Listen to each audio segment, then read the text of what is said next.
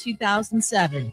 Gators rallied from a 12-point second-half deficit, held on for the 65-63 win over Houston. Star Walter Clayton Jr. named Most Outstanding Player. He now heads to the upcoming NBA draft with high draft prospects.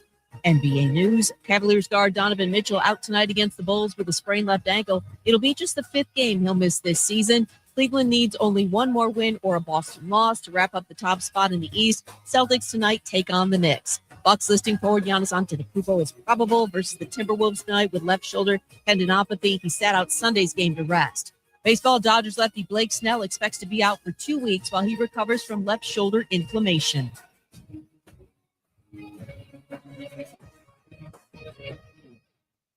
Eagle Masonry and Installation. It's right there in the name. Eagle is your one-stop shop for block, stone, or brickwork, monument signs, and outdoor kitchens and fireplaces. Eagle also offers the finest craftsmanship and insulation, including fiberglass or spray foam insulation, and of course, insulation removal. Philip Love and his team have years of experience, bringing the region the best in masonry and insulation services. For more information and a quote, visit insulatewitheagle.com or call 256-755-1556. Eagle saves you time. Eagle saves you money. When you call most roofing companies, all you'll hear is, you need a new roof.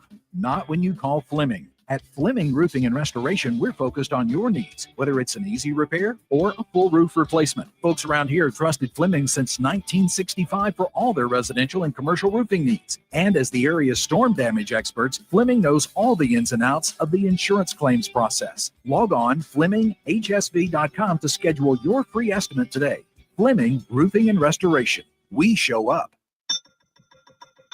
Sports Talk, 24/7, 365. Your full-time sports station. You're doing a great job. Keep up the good work. Is 97.7 ESPN The Zone. Doesn't anyone do any work around this joint anymore?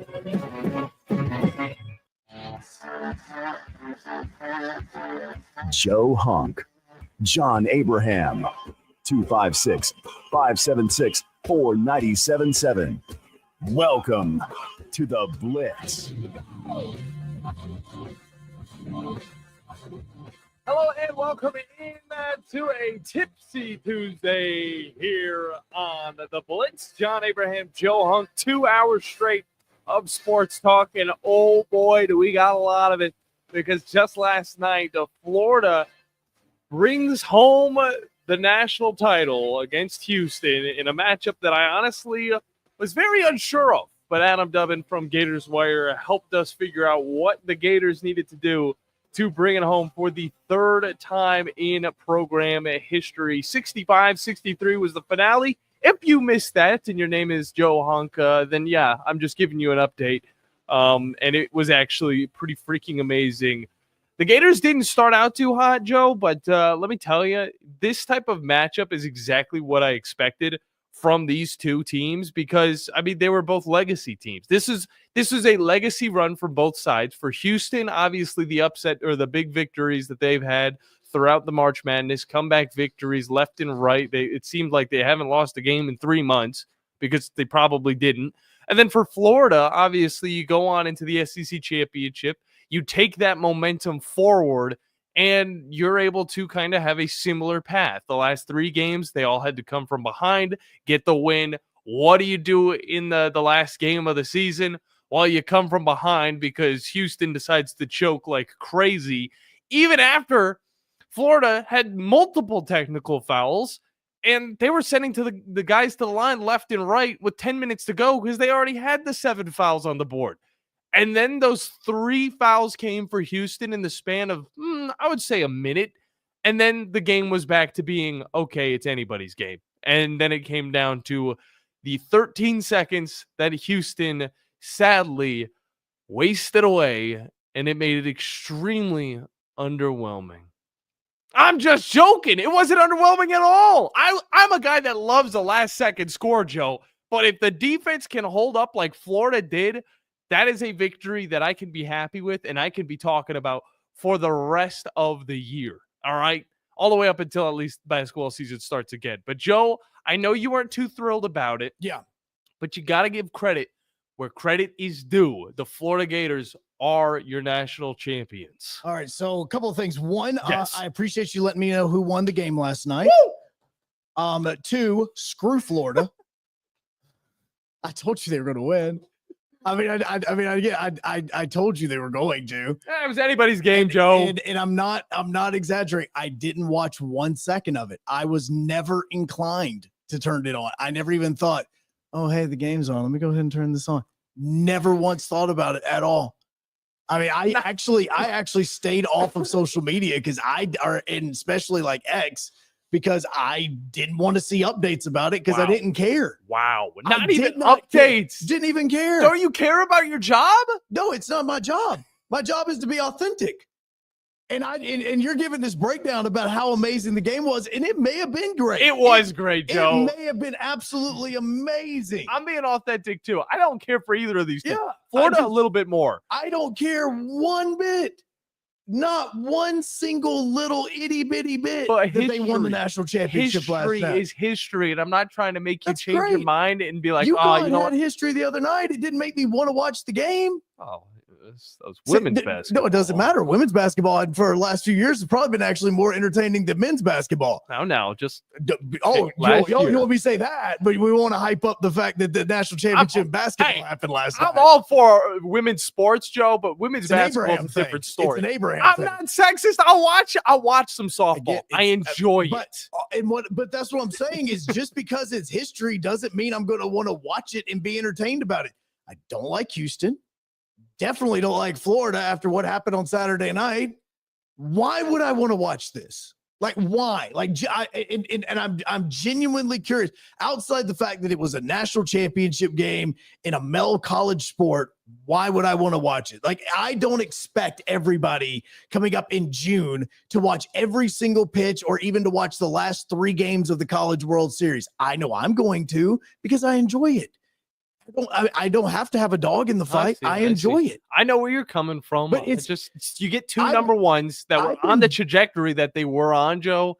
And I just think that this was a game you could not miss out on. And I feel like the fact that you might not be a fan of either of these teams, because I know a majority of us Southeasterns, depending on whether you live in Florida or you've moved up from Florida or you're just a Florida fan by trade.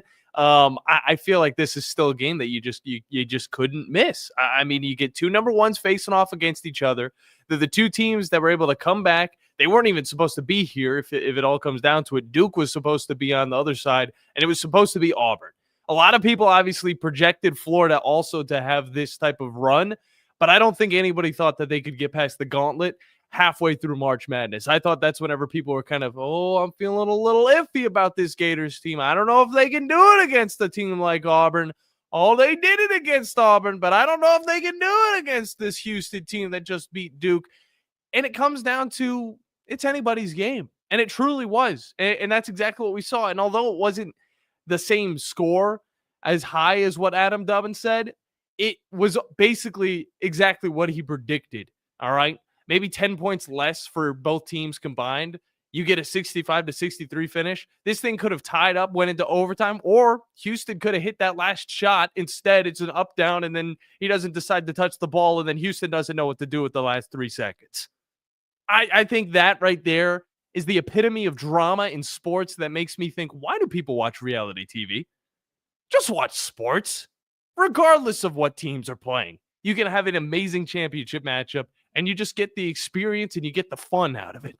That's what I got out of it, at least. And reality TV is so incredibly scripted. Seems like that. It's awful.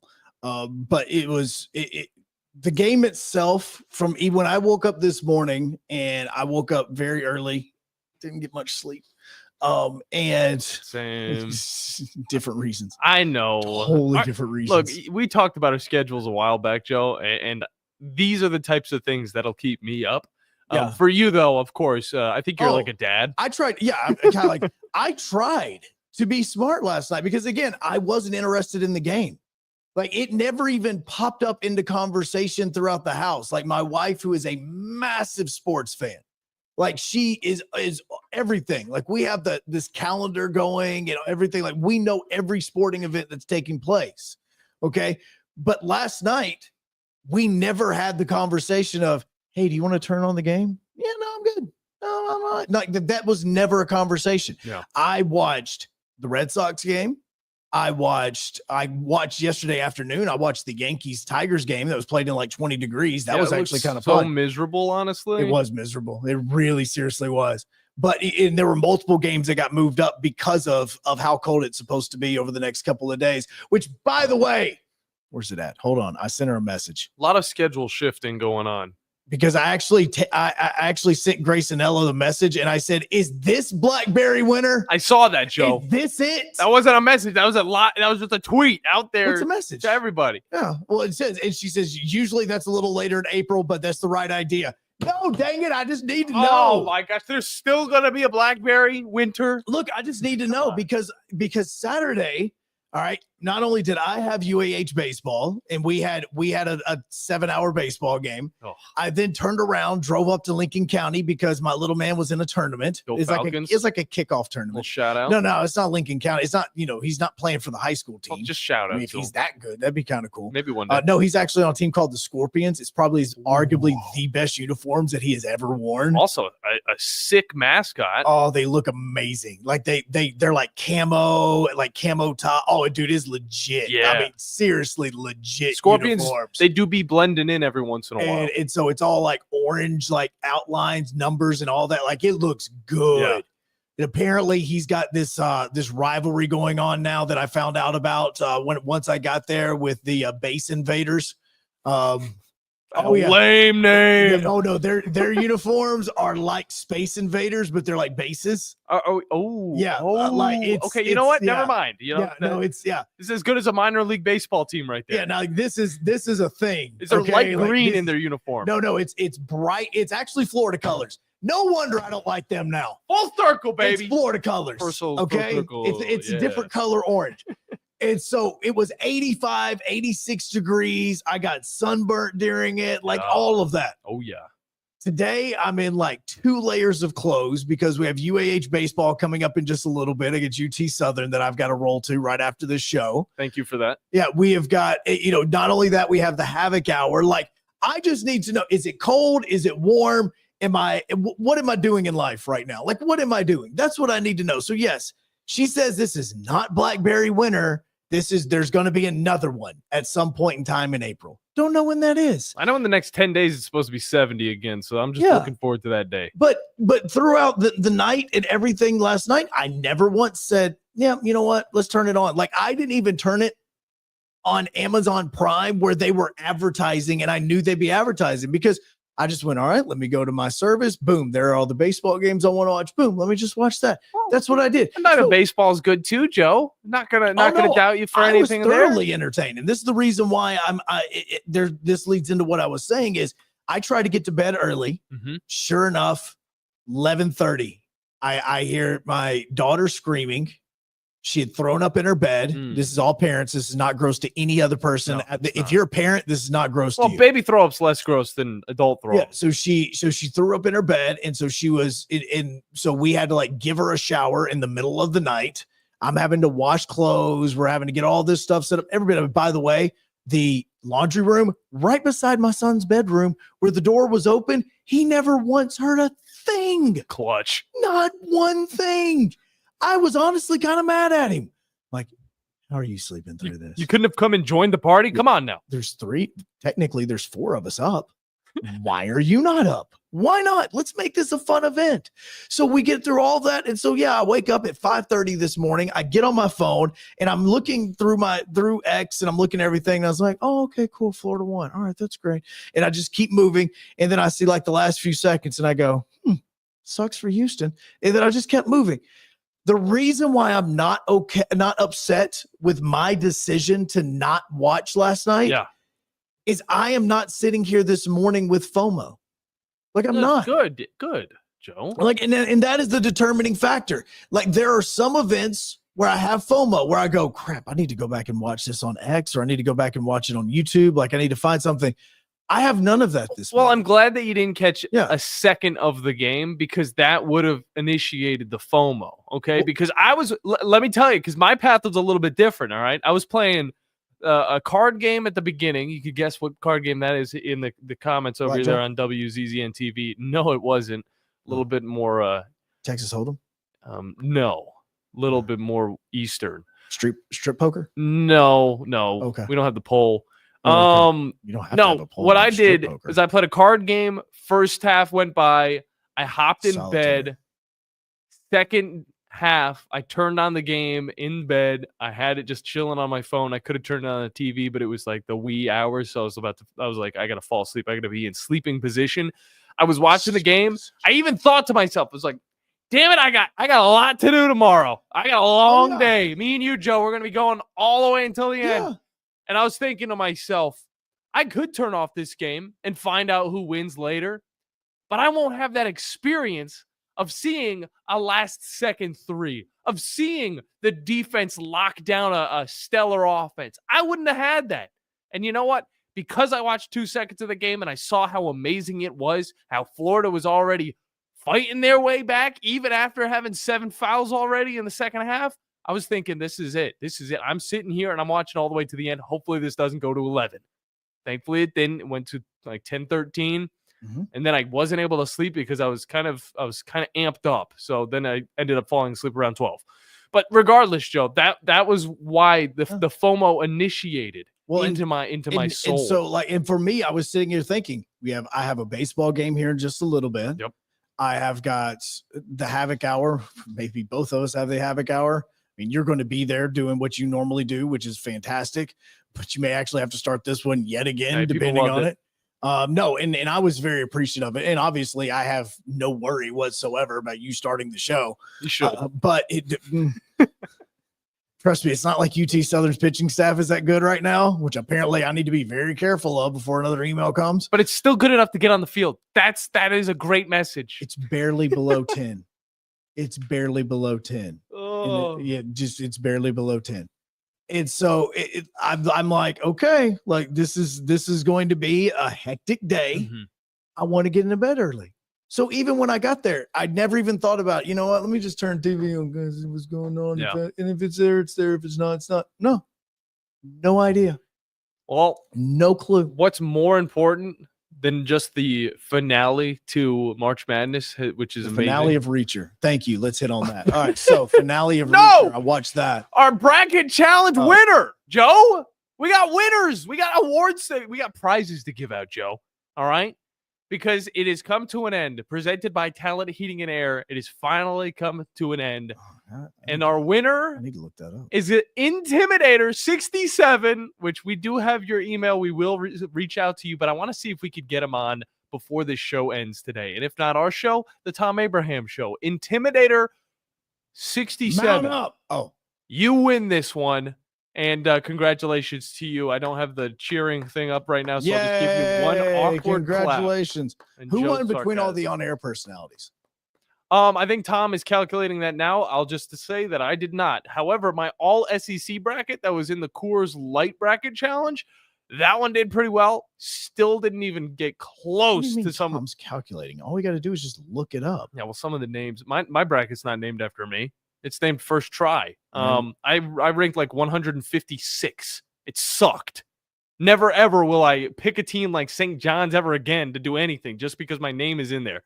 Regardless, my Coors Light SEC, all SEC bracket challenge, that ended up doing well. Still didn't compare to some of the listeners out there. You guys are the real MVPs. We got the chat already going crazy. We'll be hopping into some of that, as well as your phone calls, 256-576-97.7. Before we go to break, I'd like to remind you that this show, as always, is presented by the wonderful people over at Fleming Roofing and Restoration, the guys you need to talk to about all of your roofing needs. If you're having any roofing problems, make sure you look them up online at FlemingHSV.com.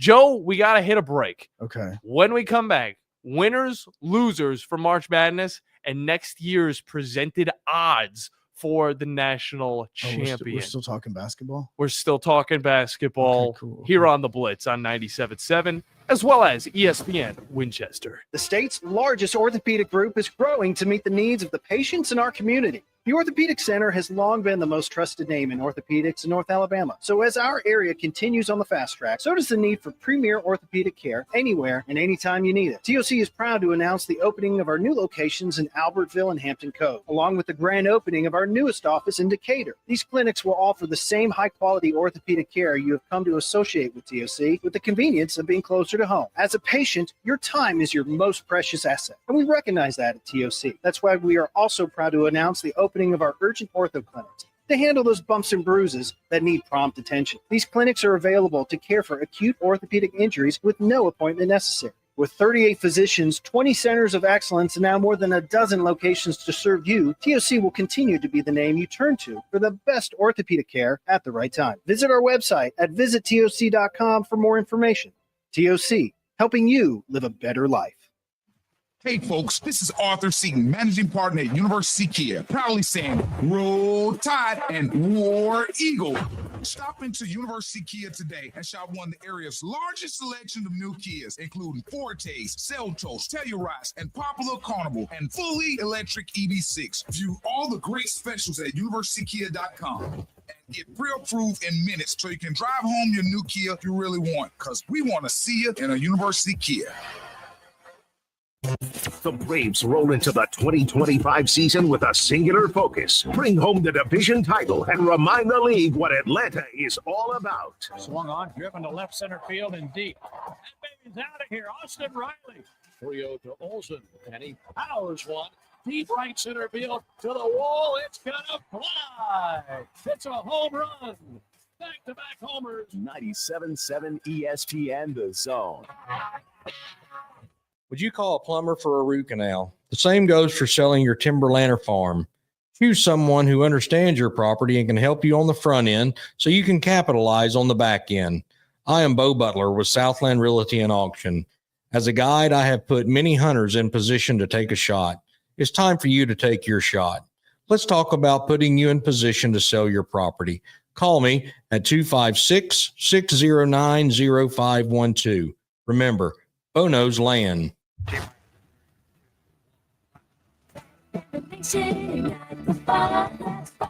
Your Rocket City Trash Pandas are home for a total of 15 games in the month of April. Promotions include 4 fireworks shows, 2 bobblehead giveaways, 1 cat night, and even an appearance from Bluey to round out the month on April 27th. To get your tickets and learn more about everything going on at Toyota Field, check out TrashPandasBaseball.com. From the Fox 54 Weather Center, I'm Chief Meteorologist Jordan Dressman. A mostly sunny sky this afternoon. Temperature's going to be significantly below where we should be this time of year. A good 15 to 20 degrees below average, as a matter of fact, is only climbing into the low and mid 50s. It's going to be quite cold as we head into the overnight early into your Wednesday morning. Temperatures have no problems, dropping into the low and mid 30s across the Tennessee Valley. Maintaining the mostly sunny sky as we head into Wednesday afternoon. Still going to be somewhat chilly, but warmer than we're going to be on Tuesday. Highs hanging out in the low and mid 60s. I'm Chief Meteorologist Jordan Dressman on your home for ESPN Radio, 97.7 ESPN, The Zone. This will turn journalism on its ear. Watch our stream on WZZN TV on Twitch and YouTube. But you are the greatest hero in American history. We are 97.7 ESPN, The Zone. Yeah. Hey girl, I like your flavor. Wish I could be your neighbor. Must get coffee by the way you shake it. You know, the Masters is getting up and going over in Augusta. There's an even better golf tournament you should know about. And it's coming to you on April 21st. And it is going to be our charity golf classic presented by Eagle Insulation to benefit Make-A-Wish Foundation. Joe, when was the last time you golfed? That was with the serial killer putter. What the hell does that mean? It was during the fall. Remember, because I met up with you guys after Tom's show, and your hand was all like red. Yeah, it was all red. Like I'd done a lot of really bad things to bad people. Well, it's because your gloves were red too. Yeah, which I actually really like. It's very Tennessee Titans of you, which we will get into a little bit of Titans conversation throughout this first hour. But yeah, well, you better get your swing ready, Joe. because since we're going out to this golf course, Cherokee Ridge Country Club, very beautiful golf course at that. We might not be playing in the tournament, but we will definitely be swinging some clubs and hanging out with the listeners, as well as some of our great sponsors throughout that. 200 for an individual, 800 for a team. And if you want to get your business involved, call us at 256-576-4977. There's not 2 4s in there. Or you can email us at 977wzznevents@gmail.com. It's going down on the 21st, which is the day after my birthday, as well as Matthew's birthday. So that'll help you remember it. But yeah, you're going to want to get in sooner than later. But we were talking about the winner of our bracket challenge, Joe, Intimidator 67. And he had a 99.9% correction rating, okay? He ranked 6,000. He was in the 6,000%. I don't even know. He was ranked in the top 6,000 of everybody's brackets. And he had 1,770 points. Yo, my closest one was like 1,400 points. And that was that all SEC one. Intimidator didn't just win this thing. He blew everybody else out of the water. And the top 3, congratulations to you guys, as well as it was Tornado's picks 4 as well as pick 6, which those guys had over 1,700 as well, and a pretty good percentage rating. But at the end of the day, it was still, I think it was 30 points less than what Intimidator 67, our winner, got. So congratulations to all of those guys, as well as everybody. We appreciate you joining in. It's always fun getting the listeners involved into some of these things that we're doing here at 97.7 ESPN The Zone. I can also get you guys involved in some of the best food in North Alabama. Head on over to our website, 977ESPN.com. Big Zone Deals is what you want to click on and start saving money today. Anything else you want to promote? No, I'm done. Okay, just curious. Joe, we got winners and losers, though, from the March Madness. Okay, first Yeah. one that comes to your mind when you think of a winner from the big dance. Who's coming to mind? Yeah, are you going to throw out Auburn? Are you going to be a homer? Or are you going to throw out? They're not a different winner. team? They didn't cut down a net. They went to the Final Four, Joe. Doesn't matter. They didn't cut down a net. There's still winners and losers, whichever way you look at it. No, I mean, look. Okay, they're a winner more than what 64 other teams, but they're not winners. I mean, that's the reason why I had no interest in this. Like, that was because for me, it's great to get to the Final Four, but now it is about the fact of cutting down the nets. It was about standing there last night and all the confetti falling on you. Now you've now made it to the Final Four twice. It's not about the Final Four anymore. It is now about making it to the national championship and winning it. So, I mean, no, I wouldn't consider them a winner. I'd throw BYU a bone. I'd throw them a bone for pushing a little bit farther than last year. I'd also throw, if I was going to throw out any loser, I would say the entire ACC. Having Duke just kind of, I mean, yeah, I think it was fine that they made it to the Final Four. It's very tough, mind you. But this is Duke we're talking about. This is a Duke team that goes to Final Fours like I'd go to Denny's down the road, which is quite a bit. But yeah, Duke, that builds up some hype, I guess, for the ACC. But I think overall ACC loser. I think the Big Ten ended up kind of falling apart at the end of this. Of course, you had multiple teams getting into the Sweet 16, and then nobody showed up for that Final Four appearance. Maryland, you could look at them as a win because they got a new coach out of this whole thing. On top of that, they also had a pretty good comeback victory in some of their games, and I think that builds up their stock as they, of course, had that win against Colorado State in the last few seconds. Arkansas is a team you could throw out there. I want to know, is it a win? Is it a lose? John Calipari's first season, he's able to take them to the dance. He's able to get pretty far after starting the season pretty bad. I think they're going to come back better than ever, and I think Arkansas is going to be pretty challenging next year. And Kentucky's kind of another question mark, whether you want to say they're a winner or a loser. I think you can make a case for either way you look at it. But again, this was it was a first-year Mark Pope, and I think that he did take them farther than a lot of people might have expected. So those are some of my winners and losers from the March Madness. If you guys have any as well, you can throw them at 256-576-97.7 or over on WZZN TV at our chat. Duke right now is a projected favorite to win the tournament next year at plus 1,000. Joe, we got Houston sitting at second at plus 1,200. Who do you think is third? Do you think, probably, I would say maybe an SEC team, Joe. I'd say maybe. Wouldn't you throw a Florida, at that third spot? Maybe an Auburn, you think they might be able to come back, be resilient again? Who do you think it might be, Joe? I'll give you a hint. It's in the Southeast, but it's not in the SEC. Then what, like North Carolina? Louisville. Good old Louisville. Sitting at third. See, plus 1,400. So here's my problem with tied with Purdue. Here's my problem. It's a little early. That one, yes. Two, with the landscape of college athletics right now, every single player that they are basing this on could be gone tomorrow. I agree. Yeah, especially teams like Duke. Teams like Houston. Those guys haven't even had time to call their phones yet. If you're watching on WZZN TV right now, I'm sitting here and I'm like, oh my God, seriously.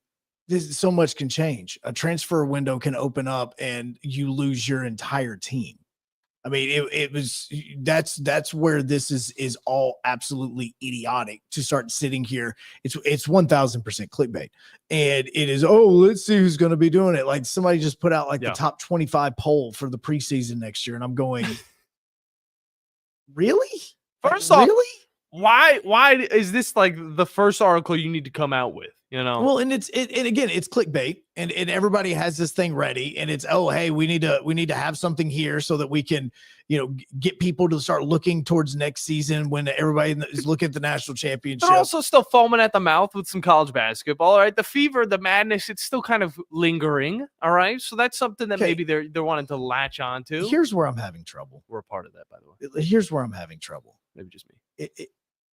Is there really a foaming at the mouth for college basketball? I'd say the way that it ended off, Joe, it was all of the March Madness that we wanted and more at the very end. Because, I understand the ending of the game. I understand the last 13 seconds, okay? I'd say the Final Four. I'm saying the Final Four altogether. The 4 games and then the 2 games going into, of course, the championship game. I think that made up for the lack of excitement, I would say, throughout the rest of the tournament, even though we still had some, last second winners, just some.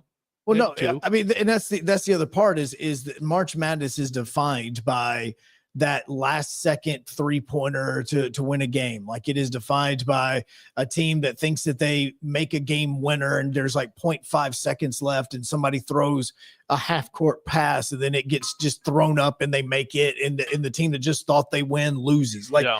That's what it's defined by. And again, I was, once Team A and Team B of mine were literally eliminated from it, especially when Tennessee losing, I knew that they were not going to make it to the Final Four. They did not have the team to do that in 2025. But again, Auburn, I thought did. Mm-hmm. So I was invested 1,000% on that. If you guys had not said, hey, everybody at the radio station, let's all make a bracket so that we're all part of the bracket challenge, I probably wouldn't have even made a bracket. I wouldn't have. Because I was so focused on one thing and one thing only, and that was Auburn winning a national championship. That's all I was focused on because they had the talent, they had the team. But if you look back at the tournament as a whole, where and what happened to bring new people into it? Because that is ultimately what this is about. It'd have to come down to the Final Four. Like for instance, I know that the women's college basketball national championship numbers were obviously down from last season. And obviously we know the massive reason for that. But what they did 2 years ago brought a lot of fans to the sport that are now there this year and beyond. Now did the casual fans probably not watch? No. But again, diehards. I'm talking about, for instance, where you guys joke on me about Japanese baseball. What did college basketball do this year to make somebody love college basketball as much as I now love that? I'd say that it swallowed up the entire SEC fan base. I would say that for sure. And that's why I'm asking. And last year you could look at NC State. in their run that they made. It brings in more of that crowd over in North Carolina and that whole area. I think that was one thing that could have pushed some fans in. But, I mean, this year it really came down to the two storylines. SEC, are they dominant? Are they just, building up their muscle? Are they just blowing up their muscles, making them look big like that one SpongeBob episode? And then also the Final Four. Those were the two storylines right there that I think were the most exciting. So, and this is where I think of it this way. If Alabama and Auburn had not been in the Sweet 16 and the Elite Eight, because they happened on the same weekend, so it wasn't like hey, Sweet 16 happens, let's talk about it for 4 days, now the Elite Eight. If they have not been in that, would we as a state had been interested in the NCAA tournament? I think that we'd still be talking about it. I think that we'd still be hyping it up, of course, because it was also on our network, 97.7 Right. ESPN The Zone, all the way throughout. But I think the energy behind it, I think that that would have definitely took a blow. And I don't think I would be talking about it as hype as I am right now, just because it's still fresh off the Auburn loss.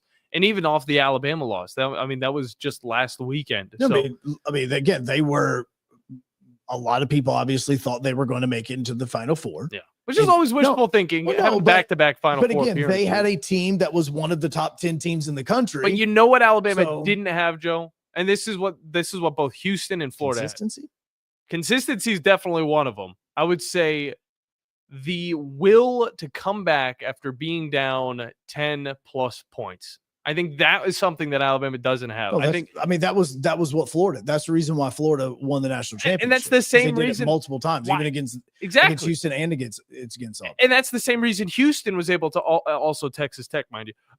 That was also the reason why Houston was able to make it to this thing.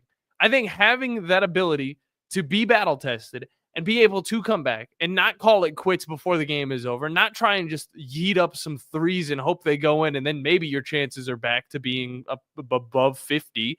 I think for both Houston and Florida, the way that they were able to dictate their own pace, even against each other throughout this game, I think that is what made a champion this year. I don't even think it was the depth. The depth comes into play, but I think it was being battle tested, being able to come back from a deficit. That was the will. Well, and so that's the reason why I ask about it, because like I'm sitting and I mean the tournament this year, like if I wanted to give it a rating on it, I mean, thanks to the Final Four, I may have given it a C. Maybe a B. Maybe 1 out of 10. What would you give it? That's the way I go about rating. Okay, so if you do it like that, I mean, overall, talking all 68 games or whatever. So like if half of the show was like really good and then the other half was really bad and you're like, oh, dude, that was maybe a 3. You'd average it out maybe at a 6, maybe if the first half was a 10. All right, so out of 68 games, we may have had 8 good ones. Ooh, 8? So based on your conversation, based on what you just said, that's like a 3. I mean, that's based on what you just said. Now, obviously, you can count the national championship as more, and you can count the Final Four as more because that was the premiere of it. So you could say it. So then I would probably say give 2 to 1 on those. I would say a 5. I wouldn't hold that against you. And I would say because for me, and honestly, there was nothing in the first 2 rounds that I came in on Monday going, dude, this right here was absolutely just how did the world that happen? You were not wrong. But then I go into the Sweet 16, and yes, the Florida aspect of it was going on, but we were so focused on Alabama and Auburn that it was like, hey, they won, hey, they advanced, hey, they didn't advance, hey, this is what's going on. Oh, look, Auburn's going to be playing Florida. This is a rematch in it. It was never like that's where I'm sitting. I'm trying to think about this is like, it happened. The tournament happened. Did I feel like anything from 2025 is going to stick with me as far as the rest of my life of going, I remember that 2025 tournament outside of one thing, and that's Florida being what Florida did. That was it. That to me is the only thing that's going to stick with us for the rest of our lives from this tournament. Joe, I'm not going to blame you for the way that you experience March Madness. Yeah. Everybody's going to feel their own way about it. I feel like there may be a little bit of swayed opinions. I feel like a 5 is honestly, it could be right because the first half, even if you watched every single game, I'm having to talk myself into a 5. Yeah, I know. You could say a 5, and I would say that could be accurate just because even if you watch the first half of this tournament all the way up until the end, you'd say that half of it was pretty underwhelming. The other half was really good. So then you could kind of even it out at a 5. I would say it sits at a 6. And that's from a guy that kind of I watched some of the first few games. I was also filming a movie. Okay. The second half of the tournament, I was watching almost every single one of these games. Well, and some of the games we weren't focusing on outside of the SEC or outside of our teams were actually really good. Well, and this is Moulton has a great point. He texted us and he said, "Well, what about Alabama State in the opening night?" I don't consider the first 4 part of the tournament. Like, I don't. Well, that's a part of the 68 you just said. I mean, that's what I'm saying is like, I still don't be like, oh, that's part of it. It's okay, cool. They're playing to see who's actually playing in the tournament. Like, I know it's in Dayton, and I know that we put all the logos and all that stuff on it to make it part of it. Yeah. And I even know that now whenever you're looking at these, the game notes and all this other stuff that we're looking at it is they picked up their first NCAA tournament win when they won in the first 4. And I'm like, oh, yeah, but that's the first 4. That's not Thursday morning at 11 a.m. when the entire nation is actually sitting there watching. And right now, I like what Steve's doing because he is texted both of us. He's throwing in some of the games that he thought was good throughout the tournament. We'll see how many he gets to. If he's going to continue on throwing them in there. Alabama State, that was one of the best games. I will say that was one of those 8 games that you brought up. Probably so. And I'm just doing this off the top of my head because I struggle to think of the games. Yeah. Like that's and I was the one that put together the promos that are playing right now, and I struggled to find audio for that. Like, that's another reason I say it. Like, I know that, look, yes, I am a very bitter Auburn fan. Okay, I understand that. But at the same time, I'm also the one that was making all these promos that you hear right now and going back and trying to find audio of amazing moments through this year's tournament. It was very difficult. Yeah. And this is the guy that made the play-by-playoffs segment, all right? So he knows himself a good call when he hears it. There were okay calls, and even some of the big moments, the calls weren't that great. So, like, I'm sitting and I'm thinking, like, okay, like I'm sitting. That's why I'm sitting here telling you this is why I struggle with the tournament all the way through it. And I'm not crapping on the national championship because I've been very open about the fact that I was not going to watch it. So I'm not even putting that in it. I understand how great of a basketball game that was. Yeah, homerism aside, it was I understand how amazing it was. Matchup. 2-point basketball game. Houston had the ball at the very end to try to win the game. Look, man, that's all you want in a national championship. 13 seconds, flushed down the toilet. Didn't even happen. I will take a fumble and rolling around on the basketball court for a ball over a 50-point blowout like Georgia had on TCU in the national championship game. I'll take that any day of the week. Amen. But as I'm looking at the tournament as a whole, that's what I'm saying, because when I look back at certain tournaments, we do have it. And yes, a lot of them is the Cinderella concept of it. A lot of it is also the last second shots, like what we were talking about with Alabama State. But how many games did we have when you have 4 basketball games going on at the exact same time, especially on that first weekend? Are you looking up at the top corner and you're going, okay, I need to go and I need to change to CBS. Okay, now let me watch this game right here. There weren't that many. No, there was. Yeah, no. And then once you get to the Sweet 16 and the Elite 8, there's a couple of games that overlap each other. Yeah. But for the most part, every game is kind of its own entity. Like, you're focused on just one game. There's a few that do overlap, especially in the Sweet 16. Mm-hmm. Like, you may have one game that starts while the other game is at the half. But, the Final Four was tremendous.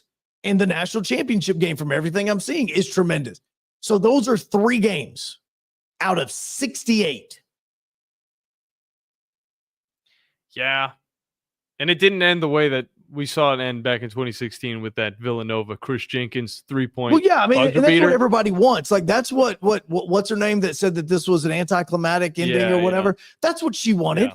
She wanted that Butler with an opportunity with 1 second to go to run and try to make a half-court shot to beat Duke. Yeah. That's what she wanted. But and she didn't get it because the ball was rolling around on the court and you had Florida Houston players trying to get it. But here's the thing. Yeah. Even though we got it back in 2016, Chris Jenkins didn't get something back in 2016 for his time playing basketball at a collegiate level.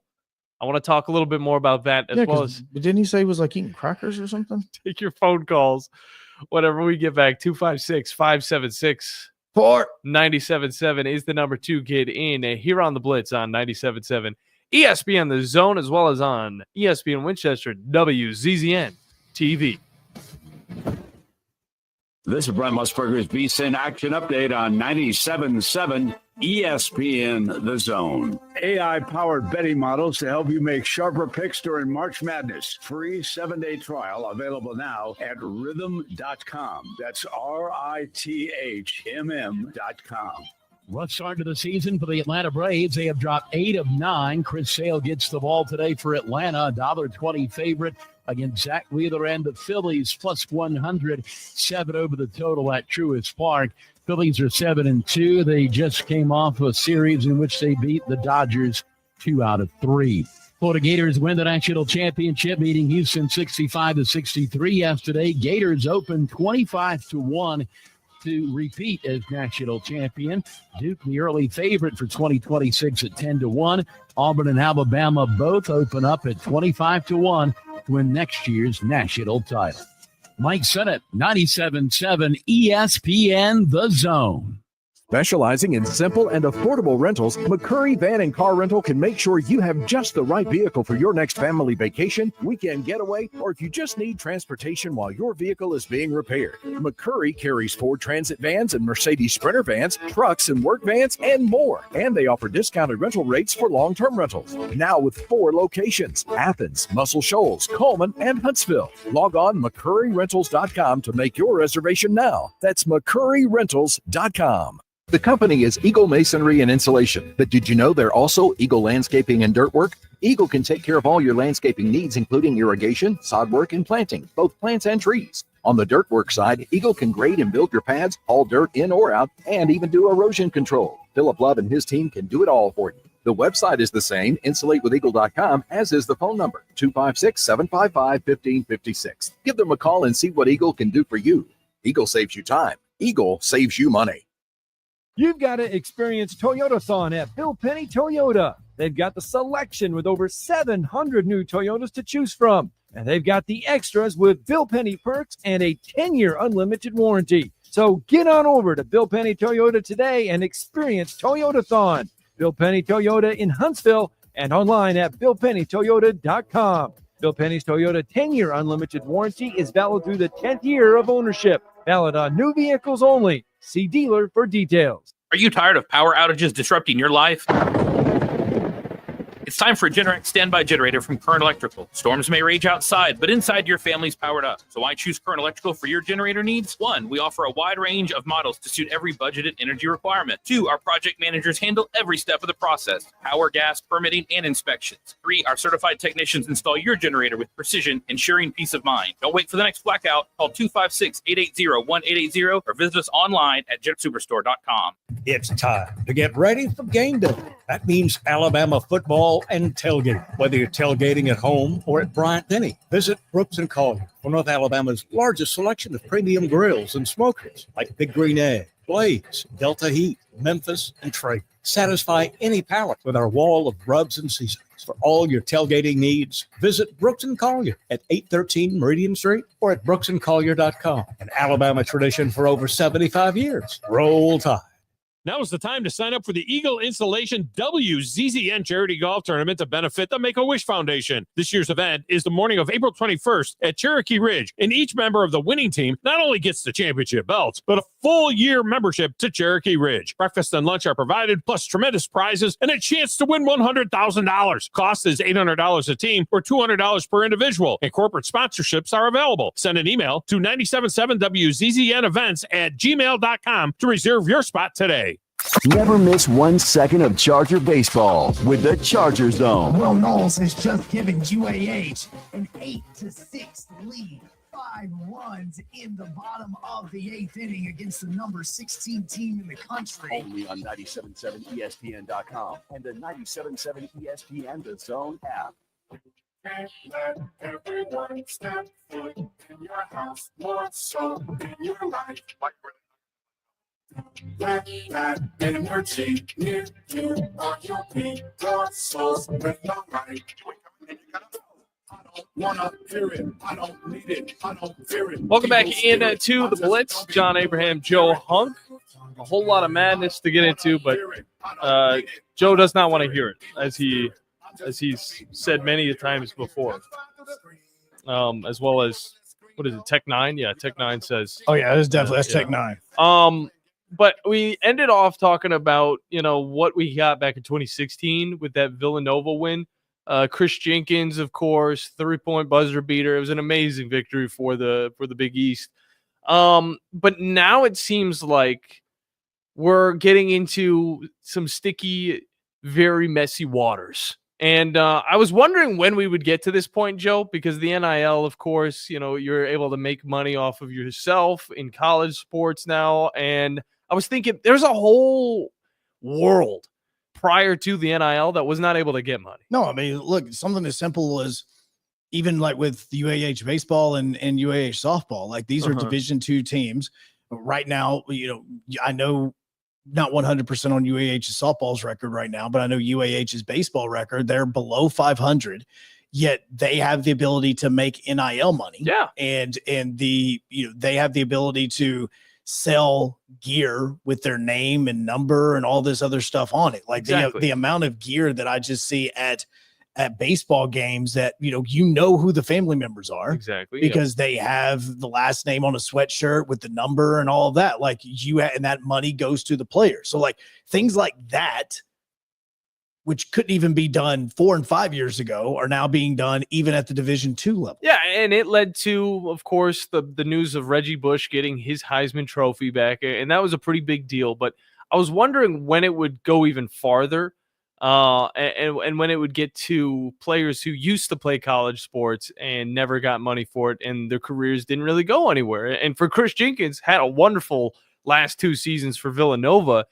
but he played in the G League for 1 season, didn't really do much of anything. And after that, he's just an athlete that didn't go on to, pursue the professional sport. He wasn't able to make the money that he would want to, which is something that you don't have to do now in college athletics, because you can make the money in college and then you can go on and be a real estate or a realtor or a lawyer or whatever you want to be. But the former Villanova star, he's looking for something more, and he's going to be getting into legal action with the NCAA and suing them, so he could possibly get maybe a little bit of money from the NCAA like he was maybe supposed to back in 2016. But Chris, I don't know if this is really how it works. Well, there's and apparently with everything going on today and basketball being over with. So a couple of things. So if you're curious about the viewership for the Final Four, okay, so let's start there. Saturday's Final Four viewership increased 21% from last year. There you go. So that's, again, massive number. That's the reason why Saturday's games was the most watched Final Four in over 8 seasons. They averaged 15.3 million viewers, which was up 19%. The Houston Duke game is the most watched game of the 2025 tournament. That had an average of 16 million viewers, which was up 13% from last year. Florida Auburn was the most watched early Final Four game since 2017. That had 14.6 million. The tournament viewership across all platforms was up 2% from last year. So a lot of money involved. Lots of money. I mean, it's, which is, and so it was, those are your viewership numbers in this. But I say that because there are people right now that I'm seeing across social media that are saying that today we are going to get a literally, I want to say the explanation of all of the rulings from the NCAA and from the courts is supposed to be part of it. In fact, I saw something, and I'm trying to re-find it again because it went past so quickly that I only was able to read it before I could click on it. It was done talking about how athletes and the word 50% was starting to get thrown around, which is where I'm going, hold up. Now, what do you mean 50%? Yeah, like 50% of what? Yeah, that's like 50% of revenue. And that's where I'm going, hold up. That is, I wanted to totally make sure that I was reading this correctly before I was able to kind of go down and actually read it. But once I find it, I'll be able to go into it because that plays into what you're talking about because of the revenue that obviously this tournament makes for the NCAA and the lack of money that goes towards the athletes that are actually playing in the tournament. Well, let's just be honest. March Madness is the one time I would say that college basketball makes money. I don't think throughout the season you're seeing these programs making too much off of, the crowds and what they got going on. Of course, there's been a bump with the SEC, the way it's played, but the Big East, the Big Ten, all of that, they've had big crowds. It just doesn't account for what March Madness brings them. I mean, just those last 3 games, you sell out the 64,000 seat stadium, and that's already bringing in way more than you saw at some of these college campuses. So the NCAA's PR staff put out a statement from Charlie Baker, which is the NCAA president, and it says that today's hearing on the landmark settlement was a significant step in modernizing college sports. If approved, which this is 14 hours ago, so this was actually overnight after the game wrapped up, it says, if approved, the settlement will allow student athletes the opportunity to receive nearly 50% of athletic department revenue in a sustainable and fair system for years to come. But nothing about the players in the past. But the part I'm curious about is, did he just say 50% of an athletic department's revenue? It's a lot of money. Well, think about it. It's way too much. Just think about how much money the conference of the SEC gives out in Destin every single year to each university, and that's just the television money. That's $50 million. Oh, these numbers, they just keep getting higher. So that's and higher. why I'm like, hold up. I want to find out a little bit more about this. Get a little bit more information, but Chris Jenkins, he's in a lawsuit filed last week with the South District of New York, suing the NCAA. We'll have more details about that, as well as so much more here on this edition of The Blitz on 97.7 ESPN. Have you discovered Good Company Cafe? The place for breakfast, brunch, lunch, and so much more. Enjoy brunch all day and pair with one of our many seasonal refreshing drinks, including alcoholic and non-alcoholic options. Choose inside or outside on our gorgeous, spacious, dog-friendly patio and have some fun with friends playing yard games in the courtyard. See catering, to-go options, and lots more at goodcompany-cafe.com. Good Company Cafe, 7500 South Memorial Parkway. Ford Motor Company. From America, for America. Hi, folks. Bobby White back again for Woody Anderson Ford with a real quick quiz. Out of all the manufacturers, do you know which auto company employs the most hourly workers in America? Ford. Do you know which company assembles the most vehicles in this country? Ford. That's not just a coincidence. It's a commitment. A 120-year-old commitment to build in America for America. And during this unprecedented moment in automotive history, you stand to benefit big time. Woody Anderson Ford is now offering employee pricing. You pay what we pay. We've got over 190 F-150s for you to choose from with generous finance rates and the best deals of the year on America's best-selling truck for 48 years in a row.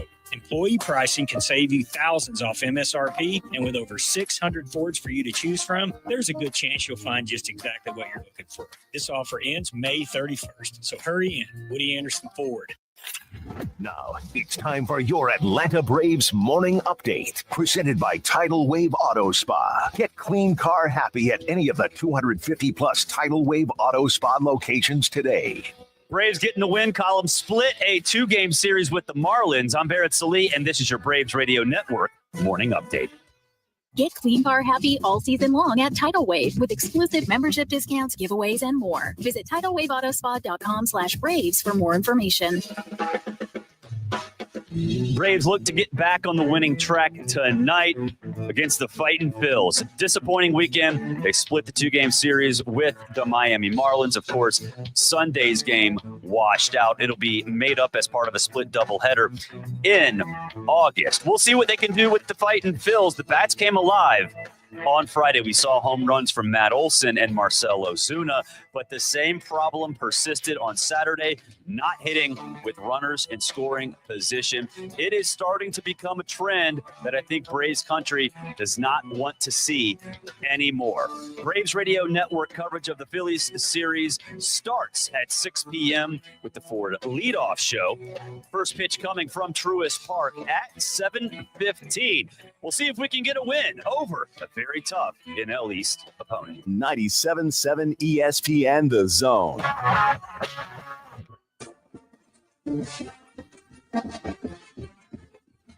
From the University of Alabama, this is Crimson Tide Today. It's a daily update on Bama sports, and it's brought to you by Everwood Treatment Company, the official treated lumber of Alabama athletics. Everwood, wood treated right. Hello again, everybody. I'm Roger Hoover. Alabama gymnastics advanced to the NCAA championships with a strong showing on Sunday at the NCAA Tuscaloosa Regional. Here are post-meet thoughts from the head coach of the Crimson Tide, Ashley Johnston. First of all, just so proud of this group for qualifying to Elite Eight. This has been a huge goal in front of us. And week after week, we have talked about never losing the hope or belief or confidence that this team can do it. No matter what anybody on the outside was telling us, they continue to work relentlessly to figure out any and all ways to get better and find our edge. And I have to say, it was our culture and just what they've created together and the connection within each person and their connection to the mission that I really believe was what drove us to come out on the side that we wanted to be on. I'll have more in a moment. Producing championship quality lumber is not an easy process, but at Everwood Preserving, it's our only process. Wood treated right. Everwood offers top-notch pressure-treated wood for decks, outdoor structures, commercial jobs, and more that you can build your reputation on. When it comes to quality, we're on the winning team. Visit your local Everwood dealer today and discover the difference for yourself. Everwood Preserving Incorporated, the official lumber of the Alabama Crimson Tide. Join us tonight for Crimson Tide baseball against Southern Miss. Our radio coverage across the network will begin at 5:45 p.m. with full coverage also available on our full radio network, the Varsity Network app, as well as a booth cam presented by MLB The Show 25 at UA_CTSN on all social media platforms. Crimson Tide Today is brought to you by Everwood. Crimson Tide Today is a production of the Crimson Tide Sports Network from Learfield. This is Brent Musburger's VSiN Action Update on 97.7 ESPN The Zone. AI-powered betting models to help you make sharper picks during March Madness. Free 7-day trial available now at rhythm.com. That's RITHMM.com. Rough start to the season for the Atlanta Braves. They have dropped 8 of 9. Chris Sale gets the ball today for Atlanta. $1.20 favorite against Zach Wheeler and the Phillies, plus 100. 7 over the total at Truist Park. Phillies are 7-2. They just came off a series in which they beat the Dodgers 2 out of 3. Florida Gators win the national championship, beating Houston 65-63 yesterday. Gators open 25-1. To repeat as national champion. Duke, the early favorite for 2026 at 10-1. Auburn and Alabama both open up at 25-1 to win next year's national title. Mike Sennett, 97.7 ESPN The Zone. From the Fox 54 Weather Center, I'm Chief Meteorologist Jordan Dressman. A mostly sunny sky this afternoon. Temperature's going to be significantly below where we should be this time of year. A good 15 to 20 degrees below average, as a matter of fact, is only climbing into the low and mid-50s. It's going to be quite cold as we head into the overnight early into your Wednesday morning. Temperatures have no problems, dropping into the low and mid-30s across the Tennessee Valley. Maintaining the mostly sunny sky as we head into Wednesday afternoon. Still going to be somewhat chilly, but warmer than we're going to be on Tuesday. Highs hanging out in the low and mid-60s. I'm Chief Meteorologist Jordan Dressman on your home for ESPN Radio, 97.7 ESPN The Zone. Log on today, 977ESPN.com.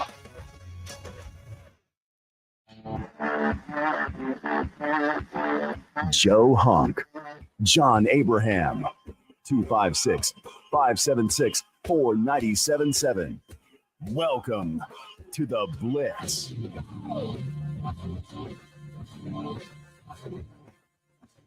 Second hour, final hour, best hour here on the Blitz. John Abraham, Joe Hunk. Conversation never truly stops here in the studio. No, and that's the reason why I'm saying nah, because I hadn't gotten back to the mic just yet, because we were in the middle of a discussion. No, we are. Because we're trying to plan out like 6 things all at once. All right. And so we're trying to figure out all the scheduling for this week because everything is evolving as it's happening. We talked about this yesterday. The schedules are going to change. We're going to adjust. We're going to make sure you get it all on 97.7 ESPN The Zone as well as the 97.7 Right. ESPN The Zone app. And we want to have everybody at every single place. Like tonight, we have the Havoc Hour. That's where John and I are going to be. Whenever you walk into the arena tonight, where gets you to Zambruski's, because again, you walk up the steps, you go left to right. If you go left, which is going to be the rink that the Havoc game tomorrow night is going to be on, it's already going to look kind of different because they're setting everything up for the game. And so, we're talking about that, and it's like, okay, Havoc are playing Wednesday here. They're playing Friday in Evansville. They're playing Saturday back at home. If it goes to 3 games, like, here's all the different plans about what's going on because my daughter's birthday is also on Saturday. Oh, what is it, number 2? No, Yeah, you don't gotta worry it's about that. number 2. And so there's a birthday party. And so we're trying to figure out all the scheduling for that. Well, at the time, John was going to fill in for me on Saturday for the doubleheader that UAH was going to play against Mississippi because I was taking that day off to do the party. Well, Was that baseball or softball? it's baseball. Okay, thank God. Yeah, so it is. So I'm saying that because I told Moulton that was like, look, I know that I've taken the day off, but if this gets to a third game between the Havoc and the Bolts, 7:30 at night, everything for the family is going to be done. It's kind of like Christmas. Like everything's kind of done in the middle of the day. We're not doing anything. Obviously, Then you go to Walmart afterwards. Yeah, exactly.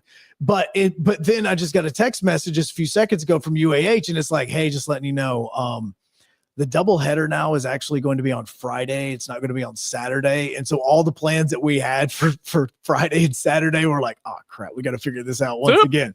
So yeah, so we've got a lot of things that are going, and there's a lot of things in motion that we're trying to figure out. And so when we know, we'll let you know.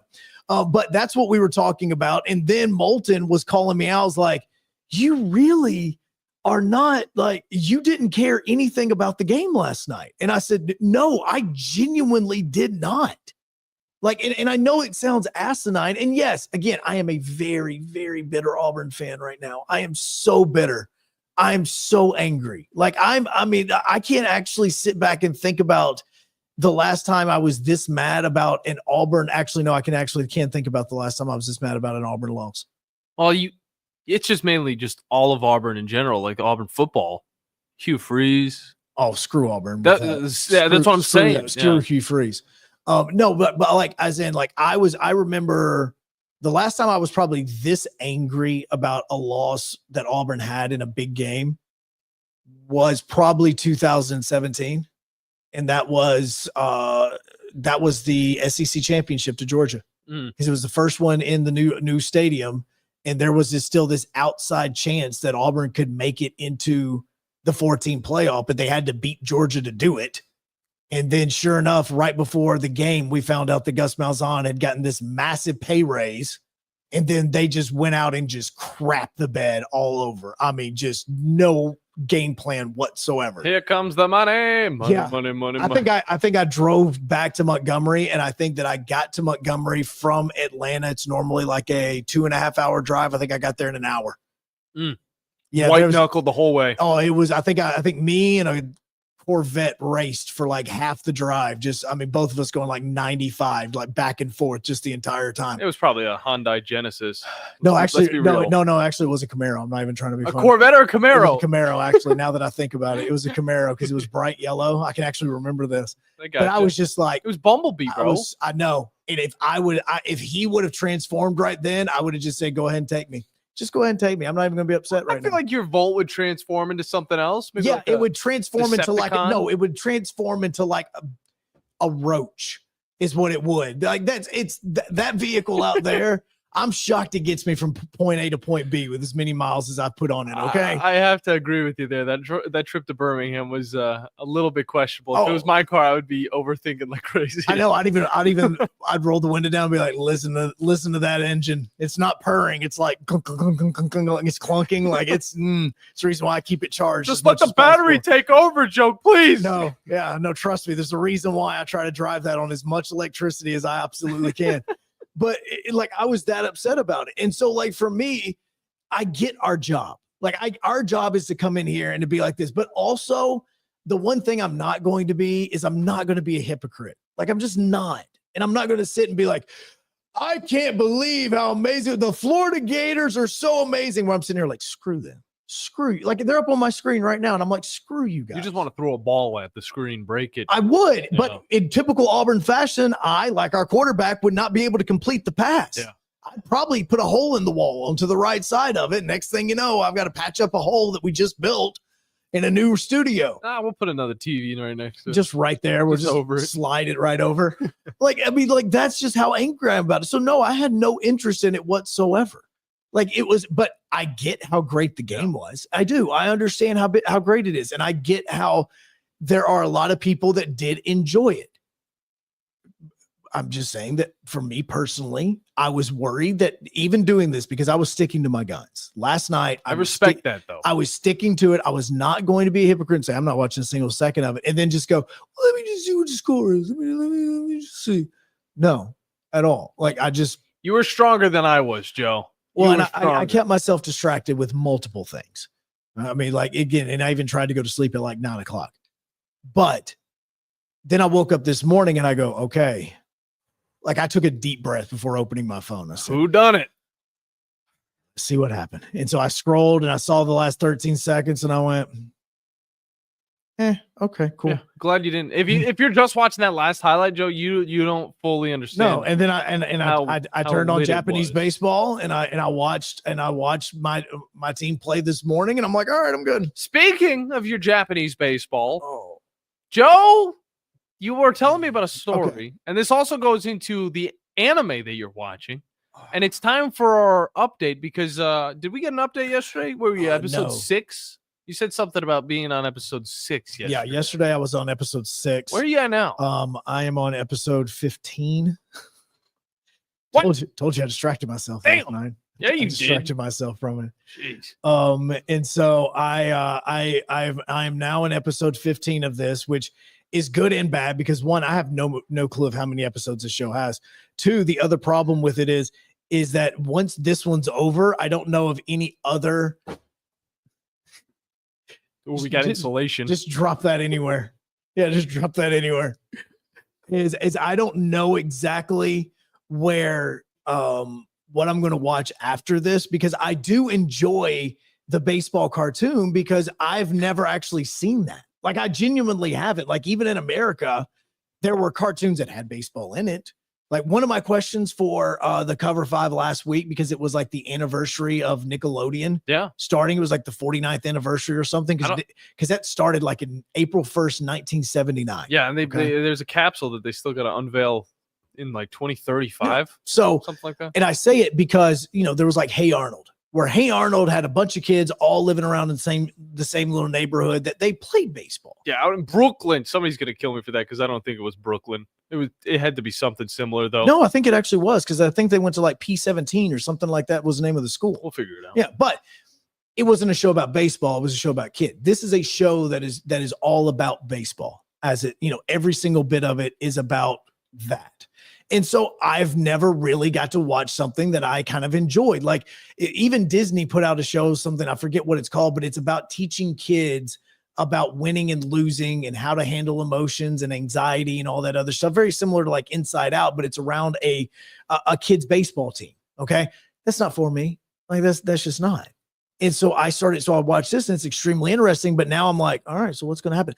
I do have FOMO on this where I'm going, I don't know what I'm going to do after this. Like after this, when Auburn lost on Saturday, I didn't go, all right, well, what am I going to watch now? Joe, that's the anime curse. All right. Well, when you're watching a show and it doesn't have a second season, it doesn't have a long run. I don't know how many it does or doesn't have. I think it only has one season. Okay, I genuinely have no idea. And if you're on episode 15, then there's probably 24 episodes. And then once cool. you're done with that, there's no more. You could maybe go back and read the manga if you want to, but that's all you get from it. Yeah, I'm not going that deep. No. And so like a lot of it's extremely interesting because it does remind me of a lot of things that happened to me in my childhood and through high school with myself and all of that.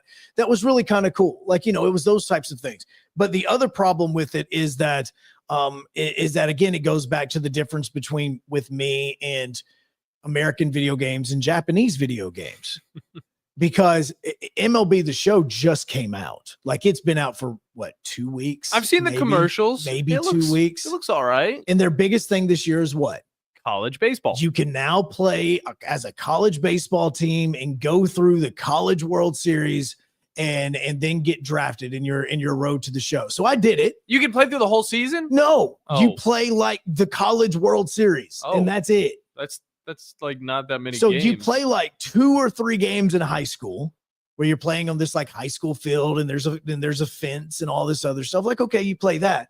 And then you go and you play in college. And then once you play in college, then it like fast forwards to your senior season and you're playing in the College World Series. Oh my gosh, come on. Exactly. And so now you're playing in the College World Series and you play in it, and then win or lose, you then go into the draft and you go into minor league, and it's just like it's been for the last 20 years on MLB The Show. I want to know, and this is something like, take notes, EA Sports. This is something that you could do. You could have a condensed season mode. You could put that down as one of the settings for your dynasty or your create a player. But you could also have the extended thing to where you play maybe 2 or 3 seasons. Well, and look, and why not go all the way back to Pee Wee? Joe, this is a great idea. Go back to Pee Wee baseball. This is them dipping their toe into the water, because this is what they did with Madden, where they had you play in the college football national championship game and the semifinals and national championship game, and then you go get drafted and all this. But Madden was doing this, getting the rights to 3 or 4 schools so that they would be ready whenever the college football game was reinstated and they could do what they did this past year. And I will agree, they were ready. Okay. But I feel like they're leaving some stuff on the table at EA Well, Sports. and see, this is MLB The Show is created by San Diego Studios. And so, oh yeah, that is true. So they are almost kind of doing the exact same thing, where they've gotten the rights to like 10 or 12 college teams. You know, there are a lot of SEC teams in there: Florida, LSU, Tennessee. You do also have, I want to say, TCU is in there. I want to say Cal State Fullerton is a part of it. Like, you have like 4, there's like 6 or 7. So we're opening the door and possibility of a college baseball game. Right. And so that's what they're doing. Yeah. The problem with it is, and this is where it's annoying, where San Diego Studios has this little bitty taste. It's just this little bitty hey, you can play in these 4 or 5 games. Like, it's this little bitty thing.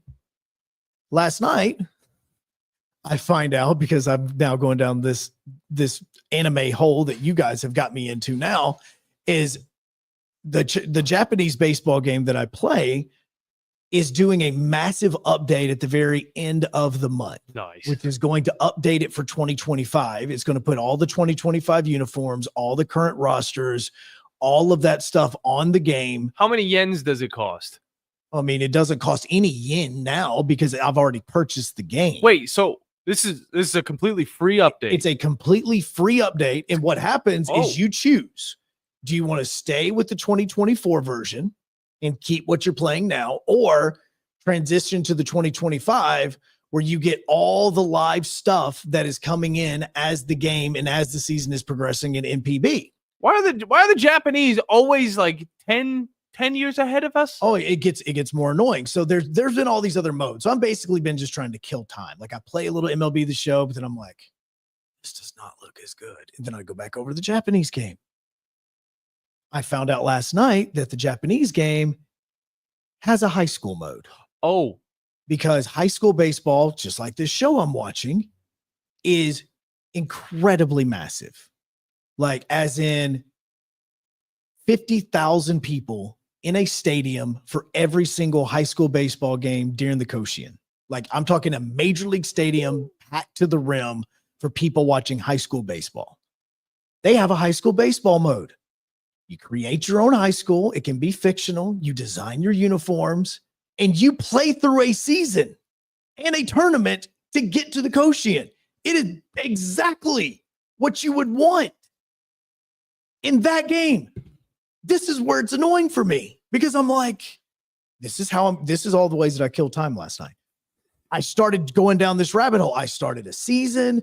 I started practicing throughout the spring. I got to some scrimmage games. I'm playing, and I mean, you're playing on like these dirt fields that are like the very beginning, like your practice field. Like, it is, There's like maybe 4 bleachers, like not 4 people, just 4 bleachers that people can sit on. That's awesome. Like you're playing in like the middle of Tokyo. Like you're hitting a home run and it's going off this big fence in the background and you're hearing the chain links that it's hitting. It's like it's all of that. Like you're hearing all of it. And then you finish and it's like, you have advanced to the next tournament. And I'm going, okay, cool. Where's the next tournament? And the next tournament's looking like it's like in a minor league little stadium and you're advancing to try to make it to the Koshi. And I'm thinking to myself, how is this so much better than everything that we have in America with this? It seems like that this game is annoying. Has years of content inside of it that'll just keep you playing forever. I played 154 baseball games over the course of the last, 2 months, 3 months? Yeah, you played that season pretty quick. Because, I was flying through it, got through it, and not only became a fan of the team that I'm currently a fan of, but also learned a lot about Japanese baseball through it. And then I turn around and find this high school, and I'm sitting here going, why is this so much better than anything that we have in America that we're offering as our best? Like, this is annoying to me because I would much rather be playing this with American high schools, American stuff on it, but the option is not there. And so I look now and I'm thinking like, this is what's frustrating for me, but this is how I killed all of my time last night.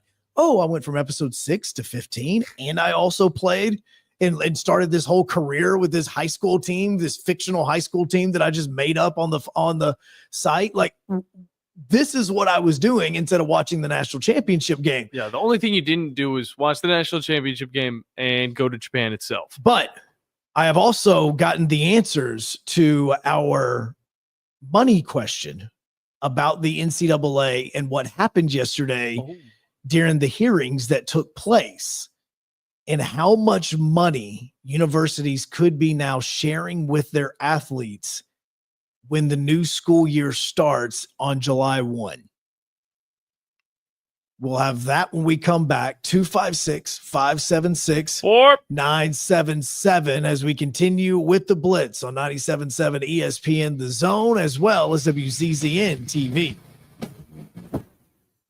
I'm here with Stan McDonald of Jacob Title. Stan, I've heard that every real estate closing at Jacob Title is a very big deal. Why is that? Wes, I'm reminded of a very impactful statement that I heard from Coach Gene Stallings years ago when he talked about big games and little games.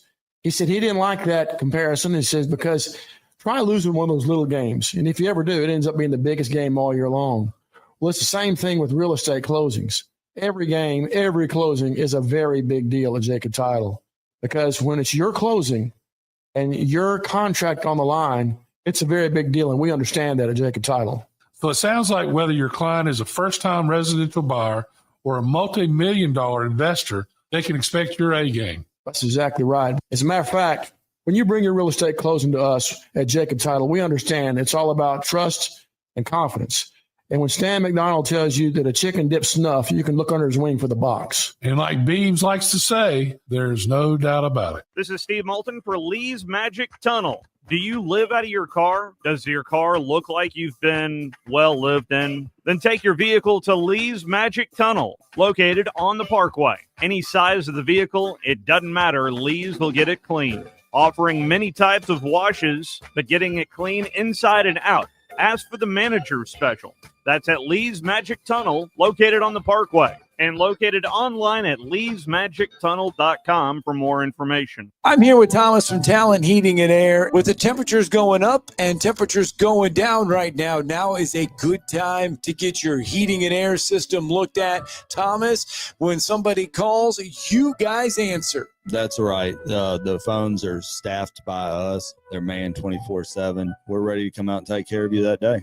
How do they give you guys a call? You give us a call at 256-503-4490. And you can find you guys on the World Wide Web at talenthvac.com. And now is a good time to do this because you guys are offering a special deal. That's right. We're doing $49 tune-ups this spring. We're also doing free second opinions. We offer that year-round. Somebody comes out, they say you got a bad compressor, a leaking refrigerant. Give us a call, see if we can save you some money. Thomas from Talent Heating and Air. Thomas, one more time, that phone number. 256-503-4490. AL certain number 21014. McCurry Motors is your car and van rental headquarters. You can rent the vehicle you need today. Family in town, sporting event, church function, no matter what your need, McCurry Motors has you covered with a wide selection of cars and vans available for rent. They have 12-passenger Mercedes Sprinter vans, 12-passenger Ford Transit vans, 15-passenger Ford Transit vans, and 15-passenger Chevrolet Express vans.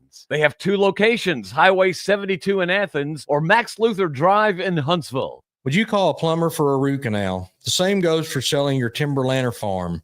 Choose someone who understands your property and can help you on the front end so you can capitalize on the back end. I am Bo Butler with Southland Realty and Auction.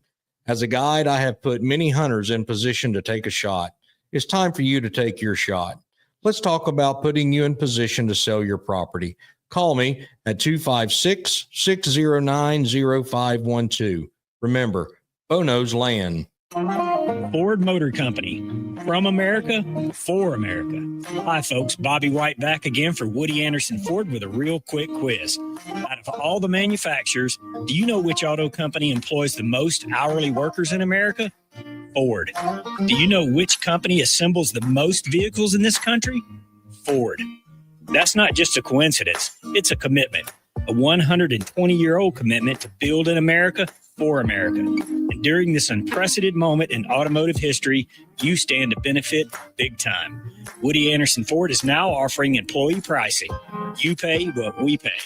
We've got over 190 F-150s for you to choose from with generous finance rates and the best deals of the year on America's best-selling truck for 48 years in a row.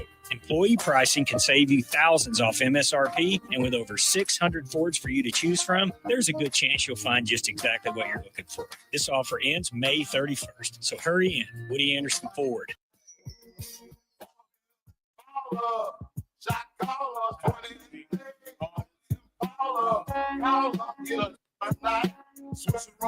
Continuing on the Blitz, 97.7 ESPN, The Zone, Joe Hunk, John Abraham. Phone lines are wide open to you, as well as the wallets of the NCAA right now. Whew. All right, I'm gonna have to do some like math on this, because just trying to figure out how many scholarships Alabama and or Auburn give out in a year for all of their sports is actually kind of hard for me to find, because I've been trying for the last like 15 minutes. And like nothing that I do, everything keeps bringing me back to each individual sport offers this. Well, I'm not going to go and figure out what sports each university has so that I can do the math myself. So I'm just going to do like a general number. Okay. So right now, the number of athletic divisions, or I should say the number of schools that are in the NCAA Division I, the FBS level, is there are 357 schools is what it says. So they say that it is over 90,000 male athletes and over 74,000 female athletes. So those are going to be some of the numbers that I'm about to use right now. So we're going to add these all together, and I'm doing this as a rough math just to kind of paint a picture of what could happen if this article that I am reading is correct. So that means that out of the 357,000 institutions, that there are a total, or 357 institutions, there are 1,605,000 athletes for the Division I level. Okay, so I'm going to divide that by 357, and that means, say, 463 athletes per school. This is just a rough guess. Okay, now here's the reason why I bring that up, is because for a lot of us that were, focusing on the Final Four and the national championship last night, the judge in California that is hearing making the final decision on the $2.8 billion settlement in the NCAA, the kind of final hearing was yesterday afternoon, and which is what they're discussing right now about it. And so the judge has not made her final decision just yet. She says that that's still going to be coming in the next few weeks, but she has already granted a preliminary approval of the settlement involving the NCAA and its 5 largest conferences, i.e. the SEC and all of that. SEC, Big Ten, so forth and so forth. I wonder what that 5th one she's talking about is. Yeah, I don't know. Pac-12 is going to be distributing all this money between two schools. Ain't no way, bro. The plans remain on track to take effect on July 1. And according to this article, the clear way for every school to share is going to be to share $20.5 million each with its athletes annually. Ooh, we're talking big contracts right That's what this article said. That's the reason why I bring that up, because I'm sitting here going, okay, well, how many athletes did I say? 463? Yeah. So let's go. If you just said $20.5 million. Well, the football teams already have like 85 scholarships for every single that's a combination of all the team. But it's also they're planning to add on 40 more for SEC teams like the Now, Alabama. This is just kind of again, this is a rough guess of this right now. Like there is nowhere close to probably the number that I'm giving right now, because this number is probably on the very low end, because I just did an average of all the schools, which we all know that there are more schools that have a lot more schools and all that, or a lot more athletes and fewer athletes. The other thing that we've got to remember is that coming up in 2025 / 2026, you're going to start having new scholarship opportunities for a lot of sports. One of which is, yes, baseball, that goes from like 11.7 scholarships now up to like 33. Jeez. Yeah. So that now means that every baseball player can actually be on an athletic scholarship instead of having to break it down 54 different ways. So there's those that's why I say this. But based on the math, $20.5 million broken up to, I said 463 student athletes across, if they did this equally across all of the athletes throughout, say, a random university, because I did the averages. I didn't look up Alabama and go, oh, they have this many. That means that each student athlete would get paid $45,000 a year. Okay. And that's across, that's again the average. That is if everybody across the board, if said university, fill in the blank here, has 463 athletes, they are going to spread this $20.5 million each to, and they say, okay, we're going to write this check out. I need this printed off 463 times and just start filling in every single player's name as they walk in to get their check. That's what I'm saying. Yeah. But now this number is possibly low. Yeah. In all reality, there are going to be those football players that obviously, like the Arch Mannings, obviously Jalen Milroe would have been one of those dudes. That's NIL stuff. And yes, that is NIL. Yeah, that's not even this. So you don't see them. They're not able to allocate more money towards a player. No, what I believe, based on the way that like Title IX and everything works, is everything would have to be equal. My assumption would be. Okay.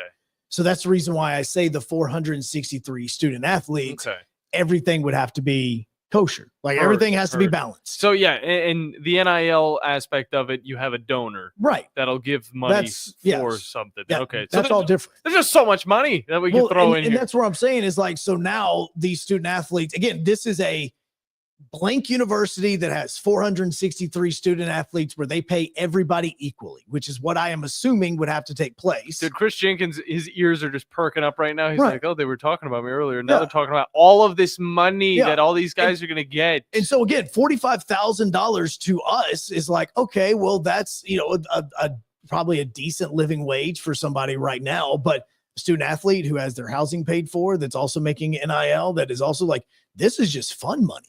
I mean, it genuinely is. Get a new car, man. Why not? Well, You'll still have some money left over, depending on these car prices, because they're going down. And so now again, this is all like literally, I'm just doing the math just to kind of give you a visual of the low line is what I'm assuming. Because if the NIL or if Title IX and everything stays the way that it is, then everybody would have to get paid equally by the university. So they wouldn't be able to say, oh, cool, 20.5 million. All right, well, we're going to give 20 million of that to the football players. And then the other sports are going to split up the 5 million. I don't think it can go that way. It would have to be everybody gets equal pay. It would be my assumption. Okay. Now, legal wise, obviously this could change, but that's where it goes down to the revenue sharing and everything that was being said by the NCAA president about a 50-50 split in this, because what Moulton says is how much money did he say that the SEC? It was around 90, 93. SEC spring meetings. money. That's all I'm going to write in with the Google so that I can find it on there. $52.5 million each universe is what each university got. And what number did he throw at us? I have no clue. It was in the 90s. It's like 91. Yeah. And so it was, So what this is saying is that the SEC schools got $52.5 million each in revenue from the actual SEC network type thing. Their TV deal. So then that makes me wonder, does this count as part of the TV deal? Do you add, like, you see what I'm saying? Like how much of this would be that 50-50 split that we're talking about that plays into what was just said in this post that we saw from Charlie Baker, which says, talking about yesterday's hearing, I'm going to say today's hearings on the landmark settlement was a significant step in modernizing college sports. If approved, the settlement will allow student athletes the opportunity to receive nearly 50% of athletic department revenue in a sustainable and fair system for years to come. Doesn't say what the breakdown is, doesn't say where the money's coming from, doesn't say anything like that. That's just what it said. So I just kind of played around with some math to give you a visualization. We'll have more info on that in the coming days. Of course, still fresh news, but it's very interesting to say the least. Some more fresh news, Joe, came out of the NFL side of things. Not about the draft that's coming up that you will be able to listen to on 97.7 ESPN The Zone. It's actually about how we talk about those villages or those areas that accommodate stores and all the fans because they're coming to the football games or the baseball games. And there's little villages they attach to the stadiums. Villages? Are they somewhere like in a valley in Africa? Like what are we talking about? Like the Battery out in Atlanta. Not a village. It's like, I'd say it's close to a village, like a small village. I mean, you made me think of that lady in like the cotton dress sitting there, getting the water out of the well as everybody's like bringing their donkeys through the entryway. Fine. Miniature cities outside of stadiums. Entertainment district. It's an entertainment district. It's more of a village. Do they have their little huts over there that's got the straw on it that are just like, well, we don't have Fleming Roofing and Restoration to help us, so we just got to put straw up here. Fleming Roofing and Restoration, everybody, the guys that can take one piece of straw or the entire shekel of straw off of your roof and repair it. FlemingHSV.com or just send messenger pigeon. Joe, we got the Rams actually announced a pretty large development, not even on their stadium because they already have their own. Their stadium's like 3 years old. They already got their entertainment district on top of their stadium, but it's a 52-acre development in the next step in shaping the team's permanent headquarters in L.A. Well, it's permanent until it's not permanent. It's not really even in LA. It's in Westwood. But it is going to be a gigantic complex where the team's going to be able to practice 2 full-size football fields, an inside football field with 2,500 seats, plenty of stuff for the players, of course, to feel at home. But that's not it. There is going to be, I believe it was 52 acres in Warner Center in Woodland Hills, like you said. And there's also going to be hotels, offices, a Central Park, a grocery store, a few grocery stores actually, retail anchor, retail village, residency, all of that good stuff. Is this some good stuff right there? Yeah, why not just make a little city inside of already a little city? And it's Inglewood. I said Westwood, but it's Inglewood is where it is located at. And look, the biggest thing that stadiums screwed up on in the 60s, 70s, and 80s, whenever they were building your donut stadiums, and I'm talking about those Fulton counties, your Bush stadiums, your Three Rivers, Riverfront, all of those stadiums that all kind of looked identical, is that they had this belief that they were going to build a stadium and then all these businesses were going to want to move there. Yeah. Like, oh, hey, we want to be close to the stadium because we know every single night 40 or 50,000 fans are going to be going throughout a baseball season, and then we have football season. Oh, this is perfect. Exactly. Problem is that the neighborhood around it was still god-awful. I mean, it was still just, you had rundown neighborhoods and you had a lot of crime in those neighborhoods. And I mean, trust me, and I know that you Did you ever go to Turner Field?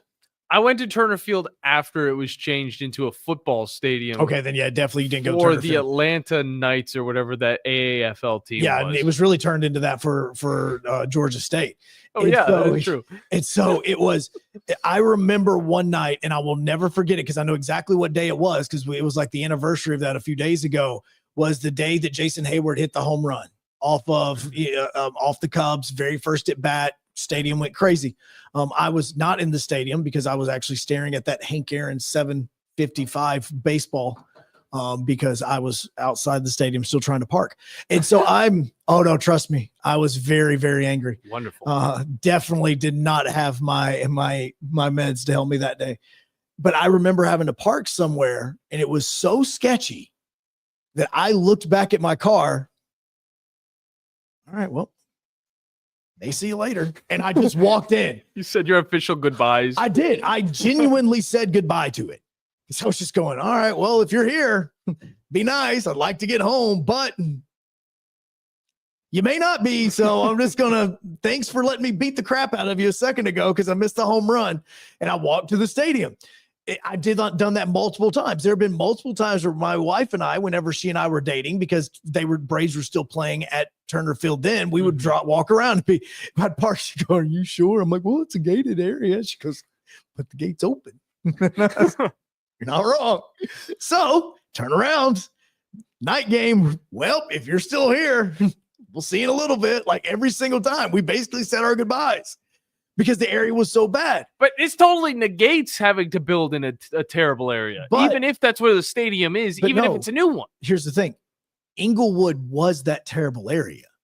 And so not only the Rams did, but even the NFL did was the NFL built all their students, NFL Network. If you ever watch like the every Sunday you watch the kickoff show that the NFL does, it is right outside of SoFi.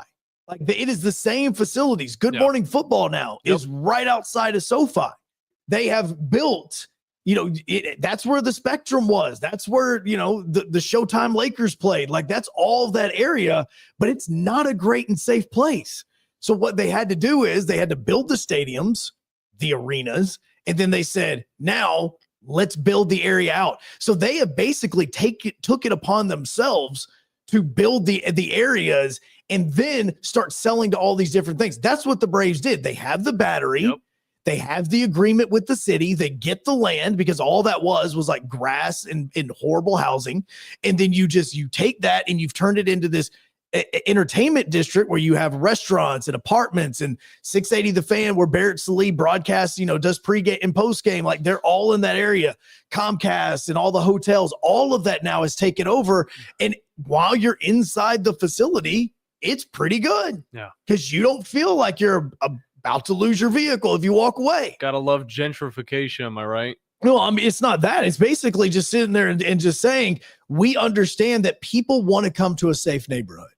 Has nothing to do with race, has nothing to do with anything because bad neighborhoods are all over the place. Yeah, well, regardless, you still got to move out those bad neighborhoods. And if there's buildings already there, but if get the TNT ready. Well, you also have to sit and think about like what Huntsville did.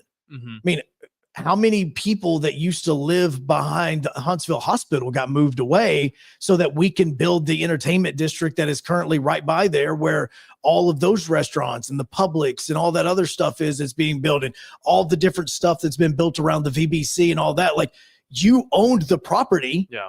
You had to take it over. Do you not think, because we talked about this a few months ago, not even a few months ago, maybe a couple of weeks ago, this whole thing about a brand new arena and the VBC and all that, who owns Project Housing, right?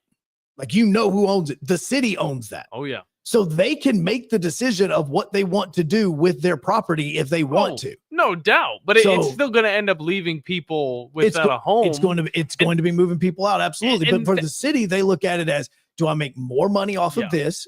Or am I making more money off of the entertainment district and the revenue that I make from that? And that's the tough thing about destruction equaling growth, because some people are going to get left out in the cold. And that's the worst part about it. But obviously the city's got bigger ideas. They're thinking that, they'll just find another place to live. They'll just be able to slide into one of these brand new residencies.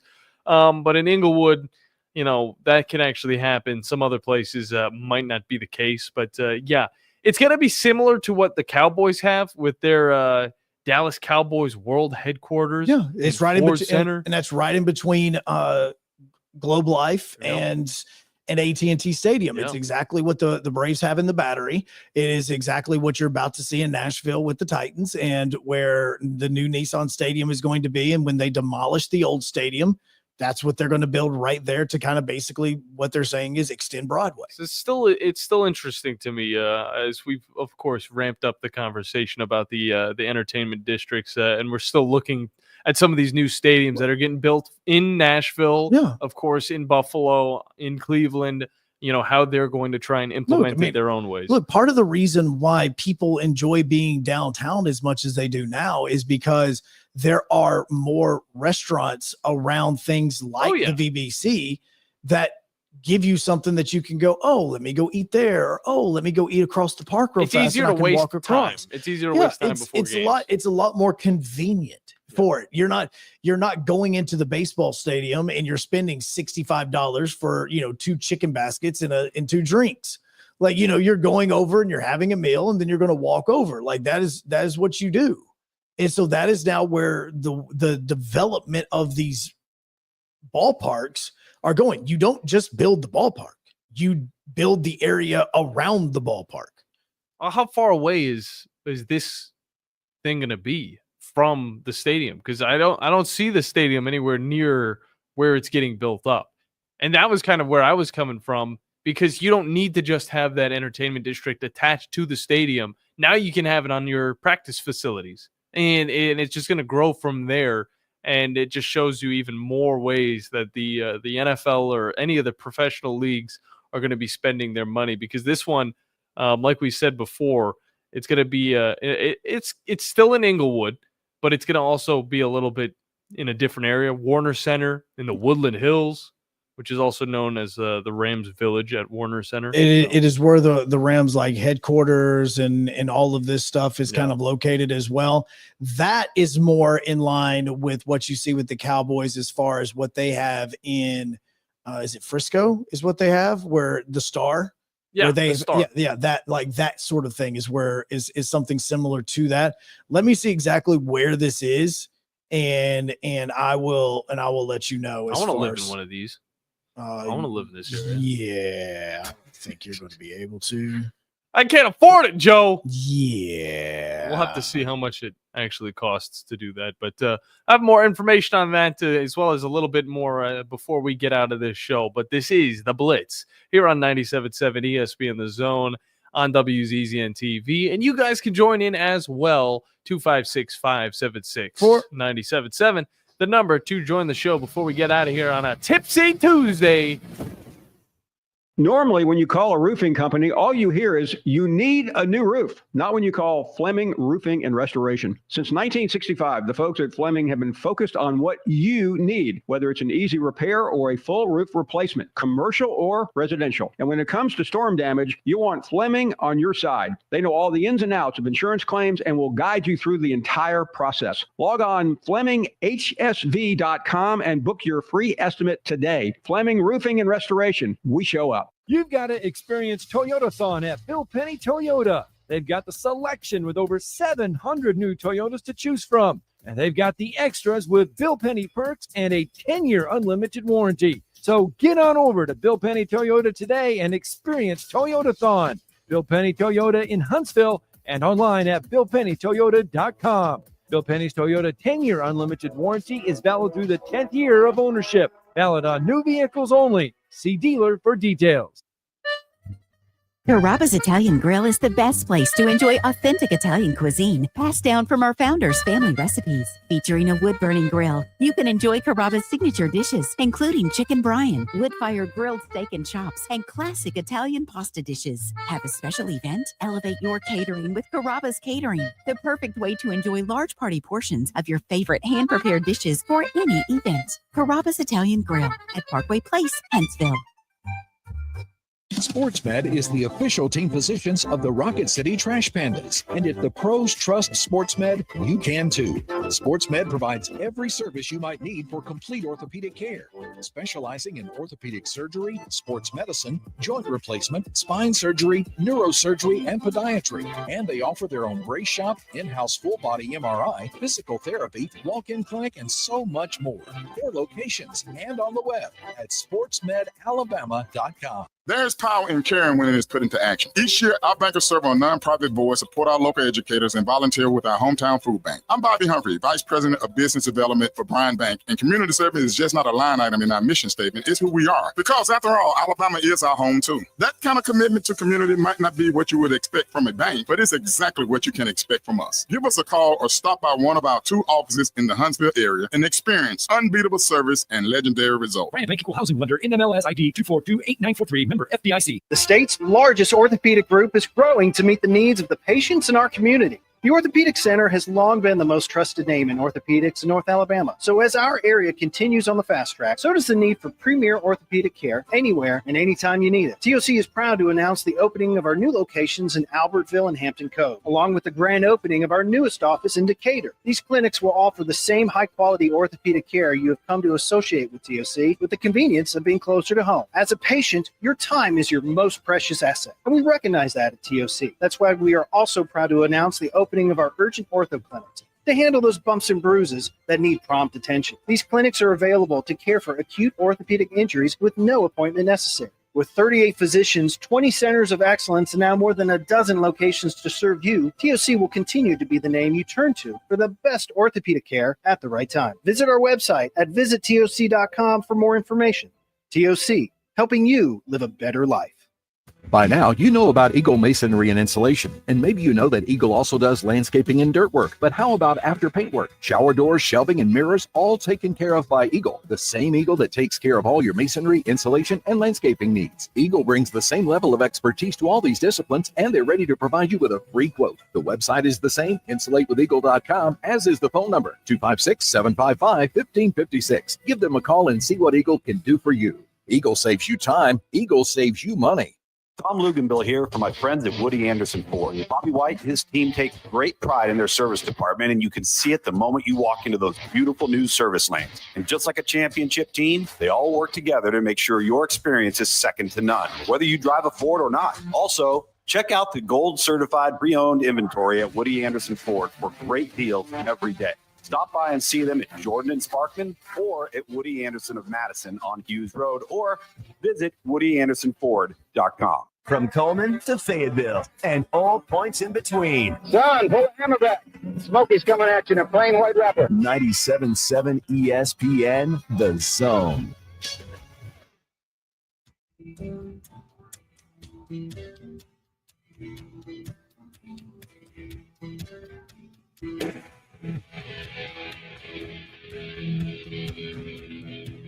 Final segment, best segment, 97.7 ESPN The Zone. John Abraham and the Blitz on a Tuesday afternoon. Now, Joe, we could talk about a number of things. We get into hold on, politics. Hold on. We could talk. No, it's on Talk Radio. Talk Radio WZZN. Yeah. Well, all the money that we're throwing around for college. Talk Radio WZZN. For college sports. All that. But don't forget that tonight at 6 o'clock, we have the Havoc Hour, which you're going to be able to watch on WZZN TV. We will make sure that it is posted every single possible place that we can post it, so that you're going to be able to get your questions in and ask your questions to the guys as we start to get ready for the game between the Havoc and the Bolts, which are going to be happening tomorrow night. 7:30 puck drop over at the Iceplex. The freaking postseason, baby. It is time for the postseason. It is going to be go time. We got our rosters announced yesterday. So the next step is for us to figure out who all is going to be there tonight. Mm-hmm. And then we will be good to go for a playoff edition of the Havoc Hour happening tonight inside of Zambruski. So we totally made it to the postseason, and it felt like we just didn't have to do anything. It was mainly just the guys that we talked to every single week that had to do all the work. But regardless of that, we did put in quite a little bit of effort I'm gonna. You got that. Yeah. No, look, you have a ton of things that we've done. There's been this show has been growing for the last, after it was growing up until we had to pause for Christmas and for New Year's. And then when we brought it back, it took us a little bit more time to get everybody coming back to Zambruski's the way that it was. But last week's crowd was so absolutely outstanding. The past 3 or 4 crowds that we have had for this has been so great that we are now filling up Zambruski. So this is not something that if it starts at 6 o'clock that you're wanting to be there at 6. You want to get there at 5:30. In fact, we had some people a couple of weeks ago. I got there at 4:30.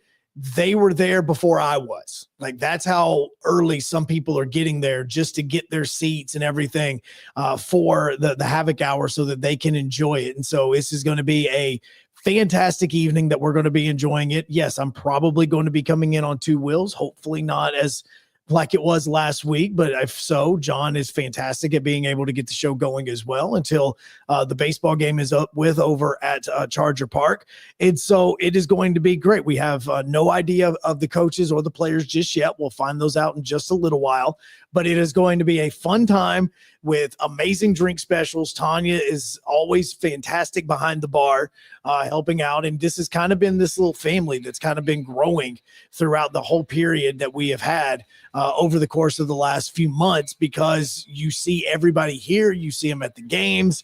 And so it's a little community that we've kind of built and that you can join in. But again, if you try to get there at 6 o'clock, it's going to be too late unless there's a seat at the table that's actually doing the show because it's meant for you. Yeah. Do you want to be at the very back of Zambruski's, or do you want to be at the front? That's kind of what you want to take into account. Absolutely. There were a lot of things we could have talked about in this last segment. I'm glad you talked about that. Yeah. Because honestly, I would have forgot because we had so many stories. This is the reason why I told you to hold on. We'll have to carry those into tomorrow. It's a wacky Wednesday. In 22 hours, me and Joe will be back. And there's some interesting things like a 2025 Earth update that's going on right now.